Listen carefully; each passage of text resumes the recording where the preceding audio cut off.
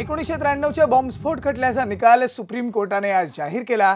या हल्ल्याचा मास्टरमाइंड याकूब अब्दुल रझाक मेमनची फाशी ही कायम ठेवली गेली आहे, तर इतर 10 जणांची फाशीची शिक्षा ही रद्द करून त्यांना जन्मठेपेची शिक्षा सुनावली गेली आहे। हे सर्व आरोपी गेल्या 20 वर्षांपासून तुरुंगात आहेत आणि उर्वरित आयुष्य सुद्धा ते तुरुंगात राहतील असं न्यायालयाने स्पष्ट केलंय। टाडाने 19 आरोपींना जन्मठेप सुनावली होती आणि त्यापैकी 17 आरोपींची शिक्षा सुप्रीम कोर्टाने कायम ठेवली आहे। अशरफुल रहमान अझीमुल्ला या आरोपीला 10 वर्षांची शिक्षा सुनावली गेली आहे, तर एका आरोपीला HIV झाल्याने मानवी भूमिकेतून सुटका त्याची करण्यात आली आहे। दरम्यान या हल्ल्यामागे पाकिस्तानचा हात होता आणि पाकिस्तान चांगला शेजारी नाही अशी टिप्पणी सुद्धा सर्वोच्च न्यायालयाने निकाल वाचताना केली आहे।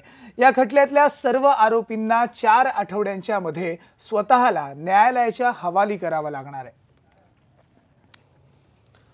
तर 1993 मुंबई बॉम्बस्फोट प्रकरणी सुप्रीम कोर्टाने काय निकाल दिलाय हे सुद्धा आपण बघूयात। याकूब मेमनची शिक्षा, फाशीची शिक्षा ही कायम ठेवली आहे। टाडा न्यायालयाने सुनावलेल्या 19 दोषींपैकी 17 जणांना जन्मठेप दिली आहे, तर 10 दोषींची फाशीची शिक्षा रद्द करून त्यांना जन्मठेपेची शिक्षा दिली आहे। हे 10 जण अशिक्षित आणि गरीब असल्याचा, त्याचबरोबर त्यांचा जो वापर आहे तो प्याद्यासारखा केल्याचं सुद्धा सुप्रीम कोर्टाने म्हटलंय।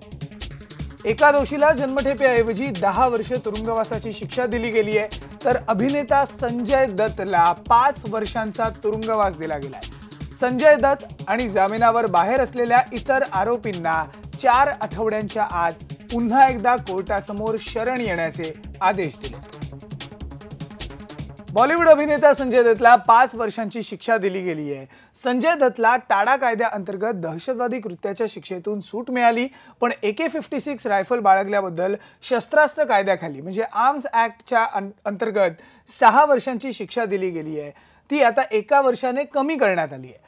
संजय दत्तने 16 महिन्यांचा तुरुंगवास या अगोदरच भोगलाय। आता उरलेली 44 महिन्यांची शिक्षा भोगण्यासाठी त्याला 4 आठवड्यांच्या आत पोलिसांसमोर हजर राहण्याचे आदेश दिले गेलेत। त्याचा गुन्हा इतका गंभीर आहे की त्याला प्रोबेशनवर सोडता येणार नाही असं सर्वोच्च न्यायालयाने स्पष्ट केलंय।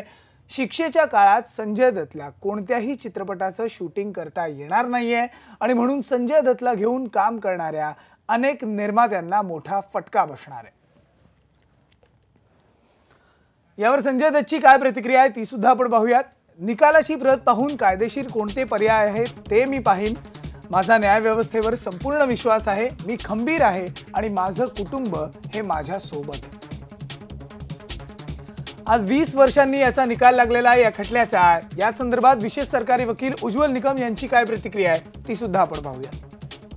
एका आरोपीला फाशीची शिक्षा झाली आणि इतर ज्या आरोपींना फाशीची शिक्षा झाली त्यांची जन्मठेपेची शिक्षा कमी केली आहे।